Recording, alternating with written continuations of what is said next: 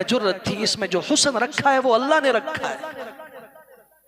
अब जबान से कहिए तबारकल्लाहु रब्बुल आलमीन, तबारकल्लाहु अहसनुल खालिकीन। बरकत वाली जात है वो अल्लाह की जात है जो बेहतरीन पैदा करने वाला है। उस अल्लाह की तारीफ कीजिए, आप कहिए उसको माशा अल्लाह। कम अज कम ये तो हर मुसलमान को पता है। ये रसूलुल्लाह सल्लल्लाहु अलैहि वसल्लम ने इलाज बताया। पहली नजर पड़ते ही कोई चीज अच्छी लगे, माशा अल्लाह ला कुव्वत इल्ला बिल्लाह, ये कलिमात कहो।